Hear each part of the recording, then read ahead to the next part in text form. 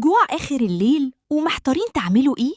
تعالوا نعمل أسرع وألذ حواوشي جبنة سايحة ومحبشة في الطاسة في 5 دقايق وبس، وبمكونات كلها في التلاجة.